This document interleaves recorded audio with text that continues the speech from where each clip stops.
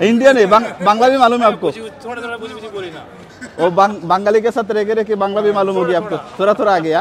আমাদের বাংলাদেশের যে এখন যে আসতেছে কুয়েতের মধ্যে এক একজনে কত লাগে? এখন তো বর্তমানে 7.5 লাখ 8 লাখ টাকা লাগে। 7.5 লাখ। আর ওনারা শুনছে দিকে কত বলছে? 1 লাখ টাকা লাগে। 1 लाख টাকা। बांग्लादेशी सबाई इंडिया है। आप लोग का कितना लगा पैसा? भाई हम लोग का 1 लाख। आपका? 1,20,000। और आपका? 1,10,000। सुना? यानी 1 लाख का अंदर ही। हम लोग बांग्लादेश का आदमी कितने से आते हैं मालूम है आपको? 95 में आया मैं। नहीं उस टाइम के नहीं, अभी के मैं बोल रहा हूँ, उसके तो सही है ना। अच्छा দেখছেন ওরা ইন্ডিয়ানরা আসে 1 লাখ টাকা দিয়া, আর আমাদের বাংলাদেশিরা এক একটা লোক আসতেছে কত দিয়া? 7 থেকে 8 লাখ টাকা, 9 लाख টাকা ফেরত দেওয়ার অনেক সময় দেখা গেছে। 11 लाख টাকা বেতन। आप लोग का सैलरी कितने का? 120। हम लोग जो 8 लाख 10 लाख से आते हैं मालूम है आप लोग को कितना?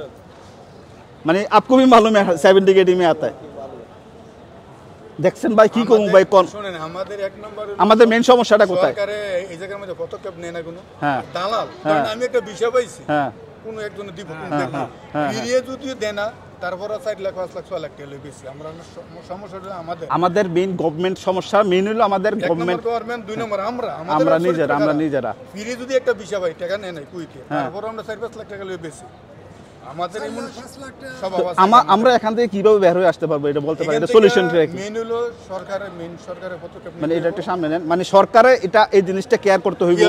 ঠিক আছে, সরকার যদি কেয়ার না করে আমরা সরকারের 2 নম্বর বাংলাদেশের মধ্যে অনেক লোক আছে। হ্যাঁ এটা তো সব জায়গায় ভাই মেডিকেল আপনি আনফিট থাকবে, এটা পয়সा দিলে फिट। हाँ पैसे दिले। आप लोग का इंडिया में जो मेडिकल होता है ना उसमें कुछ प्रॉब्लम होता है? इंडिया में भी सेम है ऐसे, यानी 20 पैसा नहीं देगा ना, यानी हर कंट्री में है ये ऐसा प्रॉब्लम है। लेकिन वो वीसा आपको जो वीसा मिलता है ना वो फ्री मिलता है, बस वो एजेंट लेते हैं वो तो इसलिए कमती है। लेकिन वो जो मेडिकल का वो सेम ही है, মেডিকেল কা সবচেয়ে সেম ই ওরা যদি একটা ভিসা রাপ করে সীমিত। আর আমাদের দেশের মানে আমি বললাম না যে আমি যদি একটা ভিসা ভাই কোন কুইতে আমার দেয় ফিরে দিছে টাকা নেয় না, আমি কেন 5 লাখ টাকা দাও ভাই? ওরা এতটুকু না, ওরা 50 টাকা 100 টাকা এই দেশের 100 দিনে 50 দিনে খাই ওরা দিয়ে দেয়।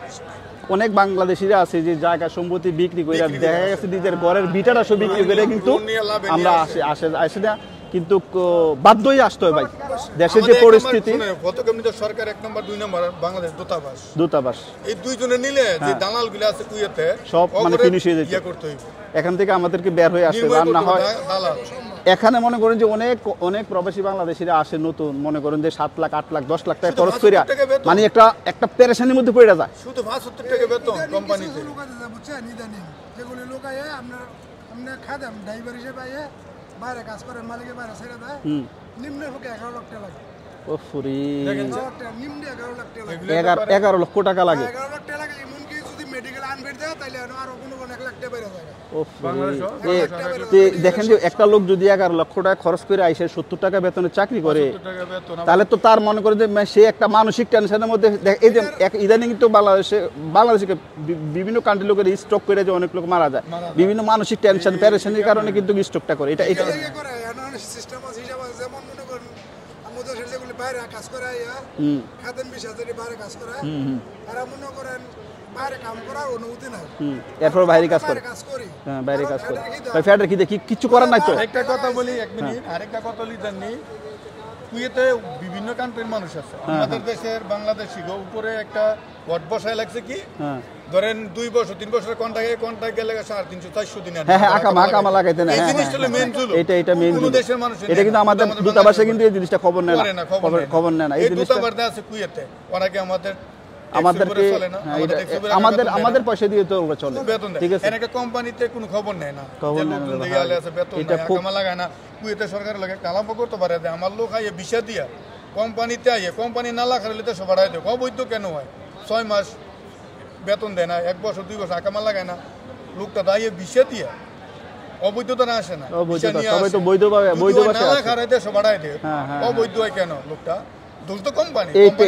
এটা দূতাবাস থেকে যদি একটু উদ্যোগ নিত তাহলে হয়তো বা হাজার হাজার প্রবাসীরা মনে করেন যে মানে এই ইয়ে থেকে মুক্ত হইতো। 1 নম্বর বাংলাদেশ সরকারের পদক্ষেপ, 2 নম্বর এম্বাসেডার ঠিক করতে হবে সরকারের, বাংলাদেশ এম্বাসি ঠিক করতে হবে। এই আমাদের সরকারের কাছে এইটাই দাবি যে এই জিনিসটা একটু এইটাই যে বর্তমানে আছে ইনশাআল্লাহ, ওনার সাথে অনেক সহযোগিতা আছে, অনেক ওরা এটা নিতে হতো কেউ 1 নম্বর বাংলা সরকারে, 2 নম্বরের তো দূতাবাস আছে কুয়েতে, দূতাবাস ঠিক করতে হইব। তারা যদি জিনিসটা একটু কেয়ার করে তাহলে হয়তো বা এই সমস্যা থেকে আমরা বের হয়ে আসতে পারবো।